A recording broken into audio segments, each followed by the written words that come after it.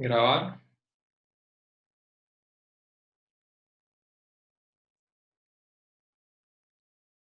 Joya. Bien. Arrancamos entonces, y esto va a ser más contado que otra cosa, por el poco tiempo que queda. Lo importante es mostrar un problema de reflexión y transmisión en un buen conductor. La guía propone una incidencia de una onda plana sobre una interfase vacío-conductor, con el conductor ocupando el semiespacio de los z negativos. Nos dice que podemos asumir que epsilon y mu son 1 en todo el espacio, y da como dato la conductividad sigma del conductor, y que es independiente de la frecuencia. Y además nos dice que consideremos en algún punto la aproximación de buen conductor, es decir, que sigma es mucho mayor a omega. Como ya habíamos considerado en algún problema de la guía anterior, en el problema 3 de la guía 5 que hizo Dani la vez pasada, ya habíamos estado trabajando en esta aproximación. Yo lo que voy a hacer es arrastrar el término relevante cuanto a esta aproximación, que generalmente en el caso extremo correspondía a tirar el término de desplazamiento en las ecuaciones de Maxwell, y lo voy a tirar sobre el final como para poder hacer un análisis más rico en cuanto a buen y mal conductor, o considerar el caso en donde no tomamos la aproximación a primer orden no nulo en un muy buen conductor. Entonces vamos a conservar en principio las cosas y vamos a tirar a partir de esta condición cuando lo consideremos necesario. Lo que nos dice además es que la onda incidente viene desde vacío con un ángulo θ, digamos, dado, que lo consideremos, no consideremos únicamente la incidencia normal. Bien, entonces, lo que uno haría es partir nuevamente de las ecuaciones de Maxwell, pero ahora con una J dada por el conductor óhmico, es decir, por esta relación de J igual a sigma por E, en cuyo caso tenemos este nuevo término que consideran las ecuaciones. Y bueno, podemos directamente reemplazar como ansatz una solución del tipo de la que veníamos utilizando, tipo ondas planas. Es una solución, digamos, de nuevo, oscilatoria, con esa fase, dada por algún número de onda K en el conductor, y alguna amplitud E, que ahora veremos qué diferencias tenemos con el caso en donde teníamos medios lineales y otros homogéneos, y ver a dónde nos lleva esta propuesta. Entonces, vamos a tener, a partir de las dos primeras ecuaciones, de nuevo estas relaciones que teníamos antes, que esto se va a tener que satisfacer. Esto es a partir de que tenemos las divergencias nulas, mientras que para las ecuaciones de rotor podemos obtener podemos obtener por un lado esta relación universal que teníamos desde antes a partir de proponer esta forma de soluciones, y esta otra nueva ecuación en donde ahora aparece sigma en las ecuaciones. Y nuevamente podemos tomar, como habíamos hecho para obtener las ecuaciones de ondas planas, con amplitud fija, en el caso anterior, tomar el rotor de una de las ecuaciones de rotor de las ecuaciones de Maxwell, o equivalentemente hacer esta operación, que es multiplicar por K, por este K, que sería el número de onda de la propagación adentro del conductor óhmico, y despejar. Esta parte no está hecha explícitamente, pero la pueden hacer ustedes, que les queda una ecuación de este tipo para el producto escalar del vector de onda en el conductor. En realidad, cuando ustedes hacen esta operación, acá hice un paso bastante rápido, ¿no? Pero lo que les queda es una E, un campo E dando vueltas por algún lado, o un campo B, pero bueno, lo pueden eliminar, o sea, es como lo que les queda les queda un E de cada lado y lo pueden eliminar. En realidad es una ecuación de autovalores, pero ya diagonalizada, o sea, se puede tachar directamente el campo E y obtienen esta expresión que está acá. Donde lo único que usamos es hacer esta operación sobre esto y reemplazar esto. Y utilizamos también esta propiedad previa. Bueno, lo que nos está diciendo esa ecuación, la ecuación 4, es que podemos definir, entonces, bueno, en la ecuación 4 ya está definido este delta de esta manera, y entonces podemos definir un número de onda acá, de esta forma, donde n es un versor unitario, no es un número de onda, no es un índice de refracción, es un versor, es un vector unitario real, multiplicado por alguna amplitud que sale de tomar la raíz cuadrada de esta ecuación 4, ¿no? O sea que sería nuestro número de onda, o sea, la amplitud del número de onda en el conductor, y lo que vamos a obtener es que esa amplitud, bueno, es compleja. En este caso no nos queda un número de onda, como vimos en el problema anterior, con una amplitud dada por un módulo que nos da un número real, y vemos explícitamente que nos está quedando algo que va a tener otra estructura y nos va a generar, en definitiva, alguna distorsión, o mejor dicho, alguna dispersión seguramente en nuestras ondas que propusimos con la forma inicial de esas ondas planas. En particular, podemos definir para el medio conductor, podemos definir análogamente a lo que hacemos en el medio lineal isótropo y homogéneo, un índice de refracción, el índice de refracción que acá yo estoy llamando N', a partir de la definición natural, digamos, de una relación de dispersión con un índice de refracción, con esa pinta, de forma tal de que identificamos que el índice de refracción equivalente para el medio conductor, entonces será esta magnitud, la raíz cuadrada de esta magnitud entre corchetes, que venía de mirar directamente, digamos, la raíz cuadrada de esta ecuación 4 nuevamente.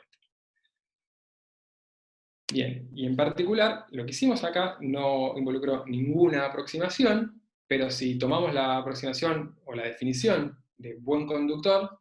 que es pensar que esta delta, este parámetro que pudimos definir, que ya conocimos en los problemas de la guía 5, en el problema de la guía 5 que resolvió Dani en un conductor, ya vimos que había un parámetro asociado que tenía que ver con un espesor pelicular que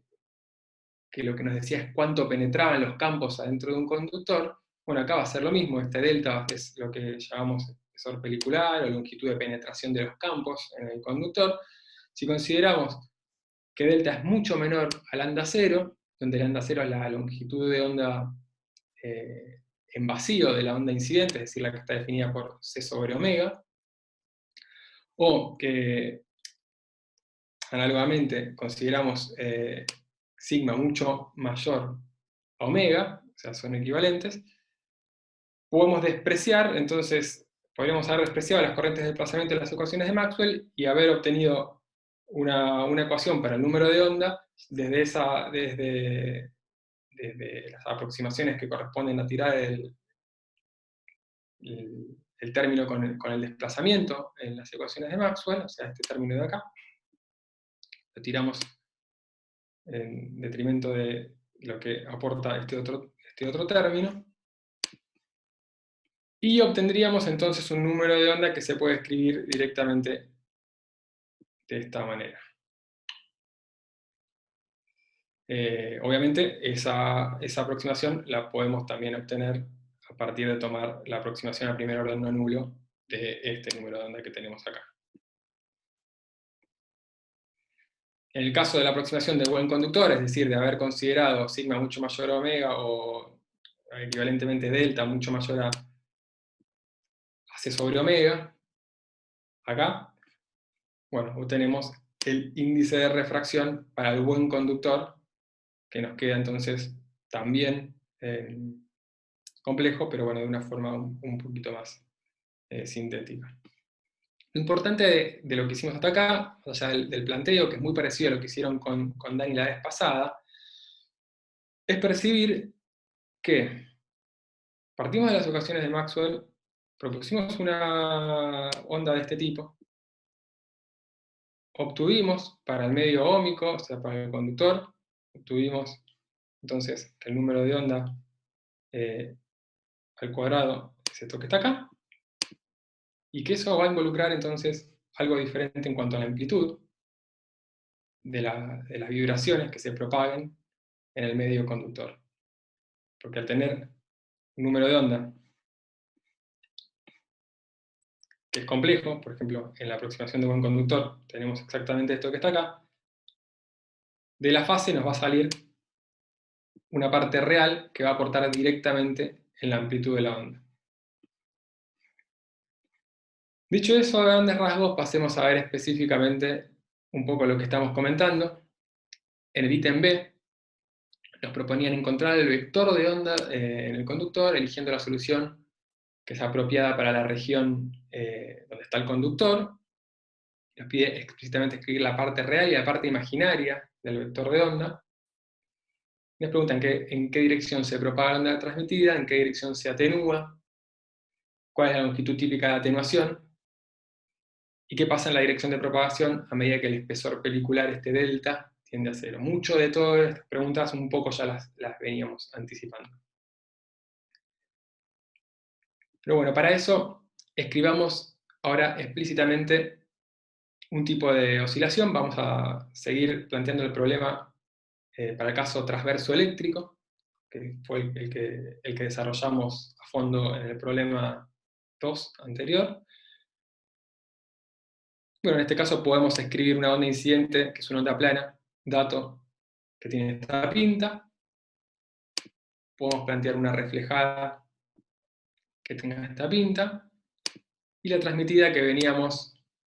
trabajando recién como una solución adentro del conductor que tenga en general esa pinta. Las diferencias, además de las amplitudes, están dadas en los números de onda con los cuales estamos escribiendo cada uno, lo que nos va a decir algo sobre la dirección de propagación de cada una de esas ondas en cada parte del problema. En particular podemos escribir explícitamente, en este caso lo hice por la complejidad que implica este problema. Podemos escribir explícitamente cuántos son los números de onda. Para el incidente, bueno, será una componente en I, una componente en Z, de ese K0, que es dato, ¿no? Que es omega sobre C, en vacío. Para la reflejada, bueno, tendremos otras direcciones, perdón, sí, se propagarán en otra dirección, pero también va a ser el número de onda K0 porque está en el vacío también la reflejada, y el K que veníamos tratando recién, que en general va a ser en I y en Z, a partir de haber ya dicho que la onda que se va a propagar en el medio conductor va a oscilar, o sea, la perturbación, por ejemplo, la eléctrica, va a ser en la misma dirección que la incidente y la reflejada, que también es una consecuencia cinemática que por ahí no hicimos hincapié en el problema anterior, pero bueno, sé que seguramente con Pablo ya dedujeron eso de que ante un incidente la reflejada y la transmitida oscilan en la misma dirección, así que este K va a tener a lo sumo direcciones I y Z, ya que K por E tiene que dar 0 siempre. K producto escalar E tiene que dar 0. Bien. A su vez, las condiciones cinemáticas para problemas en interfaces nos establecen la ley de Snell. Eso sigue valiendo, a pesar de que tengamos un conductor. Es decir, que podemos obtener cuál es la componente tangencial de los números de onda. La incidente será esta K0i, que es K0 por el seno de θ incidente. Para la reflejada, bueno, tendremos la misma, como siempre. Y para la transmitida, que estamos llamando a secas KI, esta componente que habíamos puesto acá en la ecuación 8, bueno, tendrá que valer la ley de Snell, ¿no? Que nos dice que K por seno de θ, el θ', tiene que ser igual a K0 por seno de θ incidente. Bien, esto es, de alguna forma, la definición de algún ángulo de transmisión θ'I, y lo que ya podemos ver a partir de esta igualdad es que si K en el medio conductor es complejo, bueno, este seno de θ' será también algo complejo, de forma tal de satisfacer esta igualdad en donde de este lado tenemos algo real, ¿no? De este lado está claro que es algo real, esta K ya habíamos visto que es compleja, así que este seno de θ' va a tener que ser complejo también. Es decir, vamos a tener un ángulo de transmisión definido complejo eh, para, para el medio conductor. Lo que vamos a hacer es entonces escribir esta componente en Z como una parte real y una parte imaginaria, que llamamos K' y K'', de modo que al hacer el producto escalar de K consigo mismo, bueno, tenemos simplemente que hacer componente a componente. Lo que nos queda es esto que está acá, en donde en la parte en I reemplazamos que este KI es exactamente esto que nos decía la ley de Snell. Y bueno, ahora tenemos que esto que está acá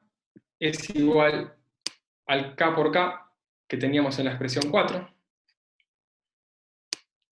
Esta expresión general para el K, el número de onda definido de la forma más general en un conductor. Es decir, que nos va a quedar una ecuación donde tenemos que igualar parte real y parte imaginaria de aquello de la ecuación 4 con esto de la ecuación 9.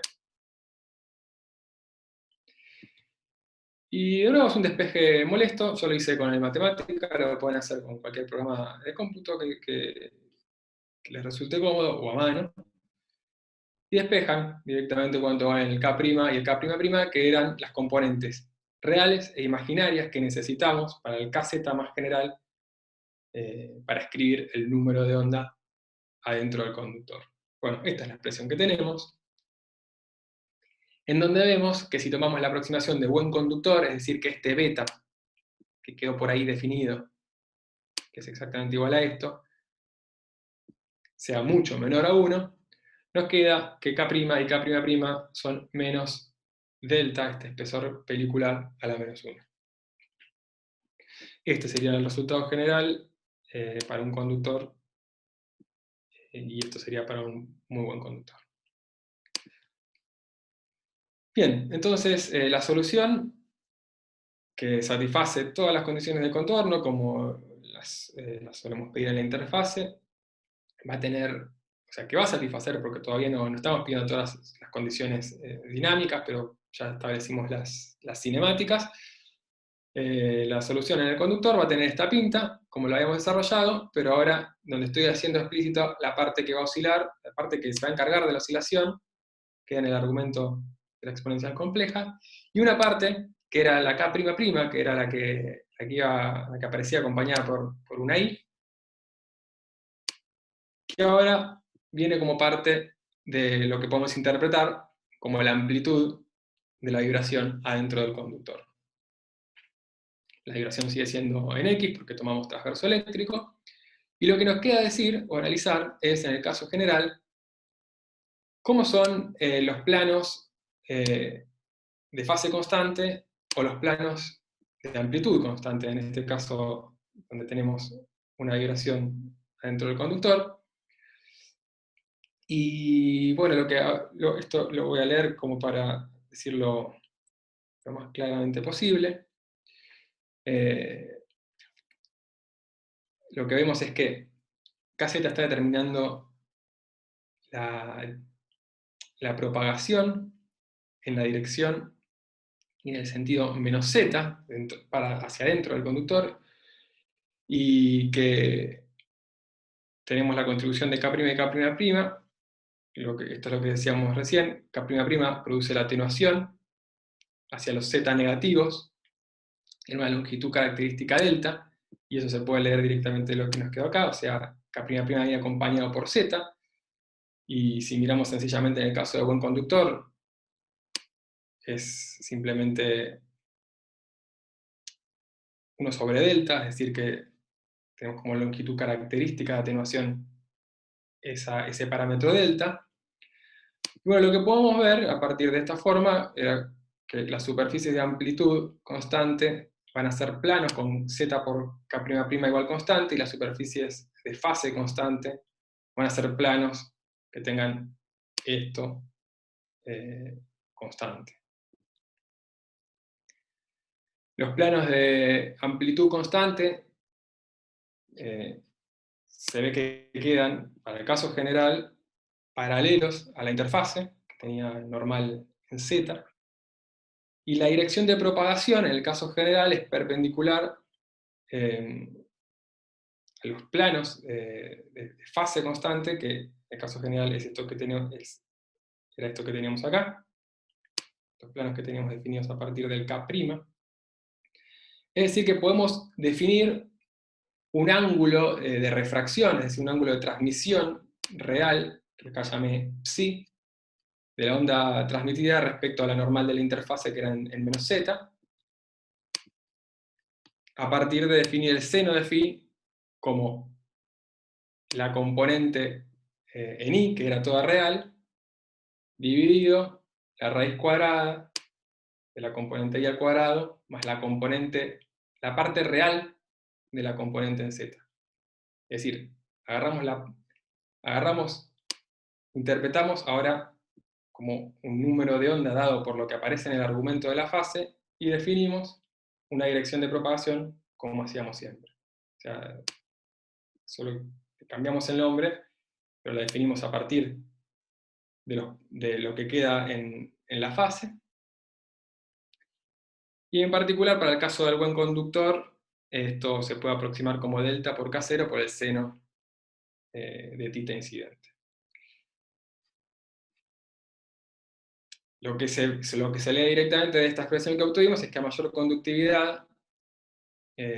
o menor frecuencia, el ángulo psi, que es el real de la propagación, en el transmitido tiende a 0. O sea que la propagación en el conductor queda en la dirección normal a la superficie, en ese caso. Y un poco adelantándonos a lo que nos pide el problema al final, que es analizar un caso de un metal real como el cobre, que tiene una sigma que en estas unidades es aproximadamente 10 a la 17 sobre segundos, a una frecuencia baja, como puede ser 60 Hz, se tiene un espesor pelicular de 1 centímetro y un ángulo psi, bueno, que es infinitésimo, ¿no? en grados, ¿no? 10 a la menos 7. Para materiales no metálicos, como por ejemplo, que puse acá, algunos con menor conductividad, como el agua, phi también puede ser muy, muy pequeño. Por ejemplo, en el agua tenemos 10 a la 10 sobre segundos de conductividad, y a una frecuencia de 10 kHz todavía tenemos un espesor pelicular de 70 centímetros y un ángulo muy pequeño de 0,1 grados. Bueno, nos quedan 5 minutos, sé que estoy corriendo, estoy haciendo, para los que estén aguantando hasta ahora, un repaso rápido de este apunte, que igual está bastante prolijo para que lo revisen después. Tratemos de terminar, aprovechamos estos 5 minutos y seguimos con el ítem C, que nos pide encontrar las amplitudes complejas de la onda reflejada y transmitida, y nuevamente estudiar el límite, o no nuevamente, sino estudiar el límite en el que delta va a 0, el espesor pelicular va a 0, y bueno, tendremos que considerar, de nuevo, los casos transverso eléctrico-magnéticos. Seguimos solo con el transverso eléctrico. Y bueno, lo que pueden ver a partir de las ecuaciones dinámicas que nos dan las condiciones para plantear las amplitudes, es que en la interfase van a tener estas dos ecuaciones para determinar la reflejada y la transmitida, la reflejada R y la transmitida E, como las habíamos definido, que las pueden leer directamente de las condiciones de la continuidad de las componentes tangenciales, como dice acá en la interfase, entre el vacío y el conductor. En particular, si la escriben de esta manera y despejan con los números de onda que ya habíamos obtenido arriba, bueno, van a obtener los coeficientes de reflexión y de transmisión. Y acá un comentario interesante para decir es que a pesar de toda esta exoticidad que nos presenta el conductor, en cuanto a que hay planos de fase constante, planos de amplitud constante que son diferentes, de que tenemos un número de onda complejo, estos coeficientes R y T se pueden obtener directamente de los coeficientes de Fresnel que habíamos obtenido en la primera parte de la clase, en el ejercicio problema 1, los típicos coeficientes de Fresnel, haciendo los reemplazos adecuados o correspondientes, digamos. Habíamos obtenido explícitamente, por ejemplo, que los coeficientes de Fresnel eran estos que están acá. Acá lo que hice fue escribirlos en términos de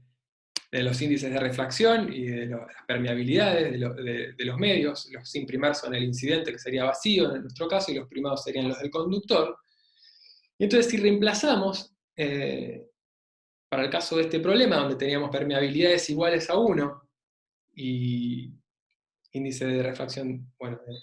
del vacío igual a 1, pero índice de refracción del conductor definido como lo habíamos definido en la parte A, llegamos a estas expresiones de los coeficientes R y T, ahora en función de K0 y de K, del famoso K que teníamos que era complejo. Y bueno, ahora lo que podemos hacer es interpretar quiénes eran estos cosenos de tita prima que teníamos en los coeficientes de Fresnel, y bueno, el coseno de tita, que era el del incidente, tal cual como los usamos como los habíamos definido cuando dedujimos los coeficientes de Fresnel. Es decir, cuando pensábamos en medios lineales y otros posibles mosqueños, habíamos definido a partir de la normal a la interfase, que apunta desde el medio de incidencia hacia el refractante, o sea, desde 1 hacia 2, como veníamos llamando aquella vez, un producto escalar, o sea, de K0 por la normal, que nos da K0 por el coseno de tita, en el caso de la incidente. Y bueno, eso era lo que nos definía la componente normal del número de onda. Entonces vamos a hacer algo análogo acá en el caso del conductor, o sea, vamos a seguir definiendo los cosenos en el medio refractante, o sea, en el medio donde se transmite, en este caso el conductor, a partir de esa misma definición que habíamos usado para los coeficientes de Fresnel, donde estábamos interpretando todo el tiempo que las cosas eran reales, y hacemos ese mismo producto escalar, es decir, hacemos K por la normal, que va desde 1 hacia 2, en este caso, bueno, puse este símbolo en un momento para no querer confundir con la N, ¿viste? Como ya veníamos mencionando, de no confundirnos, y además porque en este problema la normal es menos z en este problema, pero genéricamente uno lo puede simbolizar así. Entonces el coseno de tita prima, el transmitido, nos va a quedar definido a partir de hacer, en este caso, menos z por k, ese k complejo, dividido su amplitud compleja. Bueno, y reemplazando esto en la expresión de acá arriba, que teníamos directamente de Fresnel casi, llegamos a estos coeficientes R y T, escritos en función de los números de onda, o de las componentes de los números de onda, las componentes perpendiculares, las componentes normales a la interfaz de los números de onda, como lo habíamos escrito, o como dije que lo había escrito acá rápidamente a partir de mirar las ecuaciones dinámicas. Ya, resumen. Uno puede mirar las ecuaciones dinámicas, plantearlas en la interfaz de este problema, sale esto que está acá, en función de los K's, y llega a estos coeficientes de Fresnel.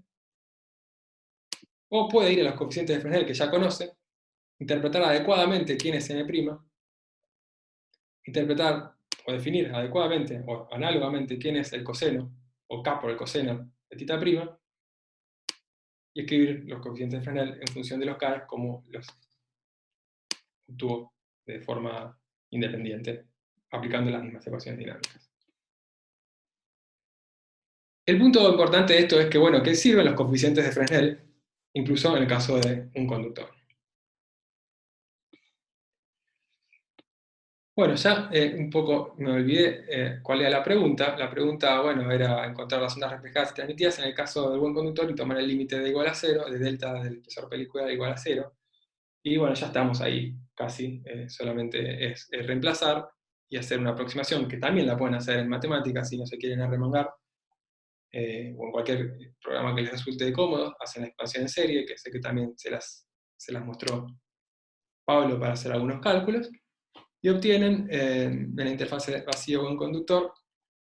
a partir de tomar delta muy pequeñito, este coeficiente de reflexión tipo Fresnel y este coeficiente de transmisión tipo Fresnel, y donde acá claro que se retuvieron términos a primer orden en K por delta, K0 por delta, que sería tirar los omegas sobre delta frente a las raíces de omegas. Perdón, tirar los omegas sobre sigma frente a las raíces de omegas sobre sigma. Lo que vemos es que las amplitudes, tanto reflejadas y transmitidas, nos quedan casi independientes del ángulo de incidencia en la mayoría de los metales, a frecuencias menores a los terahertz, por lo